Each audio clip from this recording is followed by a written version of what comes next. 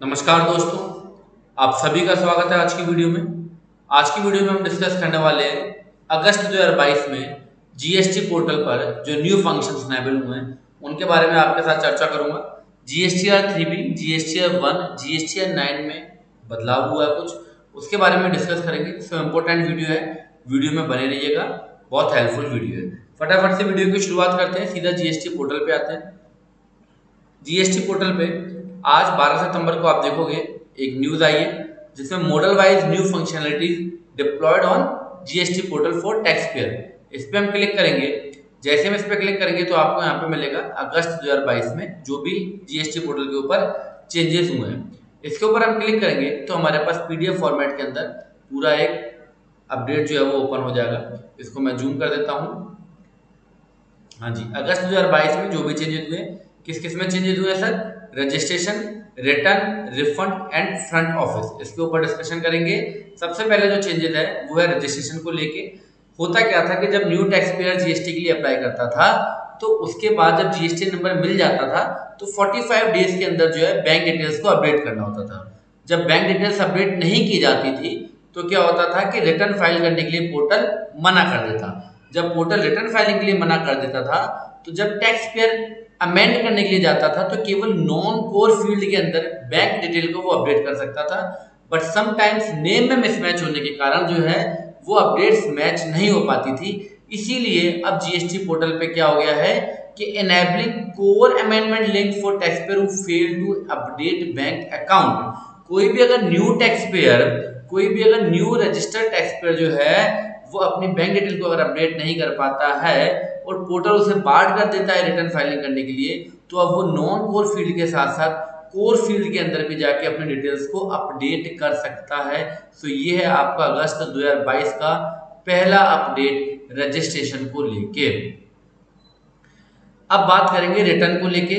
GSTR 3B के अंदर जो है वो एक नया कॉलम ऐड करा गया जिसको बोला गया 3.1.1, जिसके अंतर्गत अगर सेक्शन 95 के अकॉर्डिंग आप इनमें से कोई भी सर्विस अगर प्रोवाइड कराते हो, चाहे आप ई कॉमर्स ऑपरेटर हो चाहे आप ई कॉमर्स सेलर हो, दोनों ही कंडीशन के अंदर आपको 3.1.1 कॉलम के अंदर डिटेल को फिलअप करना पड़ेगा अगर आप ये सर्विसेज प्रोवाइड कराते हैं, such as passenger transport, accommodation, housekeeping, restaurant services. अगर ये सर्विसेज अगर आप देते हो तो आपको, अगर आप ई कॉमर्स प्लेटफॉर्म के थ्रू सर्विस देते हो तो आप अगर ई कॉमर्स ऑपरेटर हो तो भी आपको डिटेल्स अपडेट करनी है। Taxable value plus, taxable value plus tax value. और अगर आप ई कॉमर्स सेलर हो तो केवल आपको टैक्सेबल वैल्यू को अपडेट करना है। मैं आपको एक बार 3B के कॉलम में ले जाके दिखा देता हूं। ये मैंने अगस्त का जो है 3B आपके सामने ओपन करा है। यहाँ पे आप देखोगे 3.1.1 सप्लाई नोटिफाइड अंडर सेक्शन 95, और सेक्शन 95 के अंदर कौन सी सप्लाई नोटिफाइड की गई है ये मैंने आपको यहाँ पे दिखा दी। Passenger transport, accommodation, housekeeping and restaurant services made through them. ठीक है।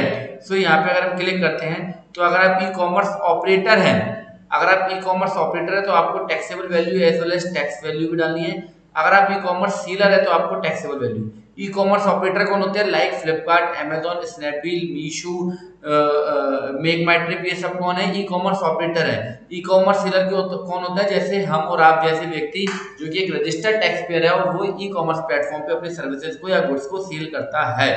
ठीक है मेरे भाई, तो ये पहला चेंज है 3B को लेके। दूसरा इंपॉर्टेंट चेंज जीएसटीआर 4 को लेके है।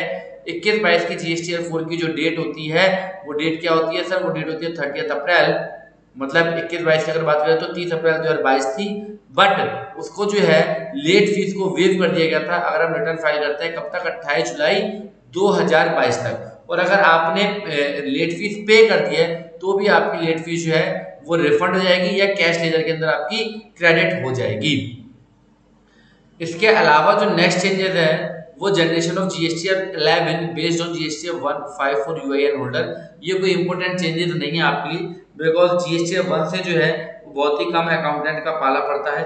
बेसिकली जीएसटीआर 11 से बहुत ही कम लोगों का पाला पड़ता है अकाउंटेंट्स का, बिकॉज जीएसटीआर 11 क्या है? यूआईएन होल्डर के लिए। ठीक है, तो इसमें आपका कोई ऐसा कोई इंपॉर्टेंट पार्ट नहीं है जो एज पर माय ओपिनियन आपको समझने वाला है। बट फिर भी बता दूं कि अब जीएसटीआर 1 के अंदर जो डाटा है वो ऑटोमेटिकली अपडेट हो जाएगा on behalf of GSTR 1 and 5। GSTR 1 seal की हो गई और जीएसटीआर 5 नॉन रेसिडेंट जो होते हैं उनके लिए होता है, ठीक है। सो ये इंपॉर्टेंट आपके लिए कोई अपडेट नहीं है for the point of view of accountant, ठीक है। इसके अलावा जो बहुत इंपॉर्टेंट चेंजेस है अकाउंटेंट के लिए specially, HSN based validation implemented in form GSTN 9। Outward supply की अब GSTN 9 के अंदर HSN समरी देना मैंडेटरी हो गया है। HSN समरी देना मैंडेटरी हो गया है। Government has made it mandatory to report HSN at minimum of 4 digit level. 4 digit किसके लिए है? जिसका टर्नओवर 5 CR तक है। 9 फाइल किसको करना है? जिसका टर्नओवर 2 CR से 5 CR है, उसके लिए मैंडेटरी है।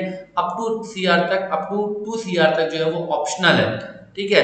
तो जिसका टर्नओवर 5 करोड़ रुपए तक का है उसको जो है 4 डिजिट का अपडेट करना है। HSN समरी आउटवर्ड सप्लाई मतलब GST 1 के बिहाफ पे डाटा ऑटोमेटिकली आएगा, नहीं तो आपको फिलअप करना होगा, ठीक है।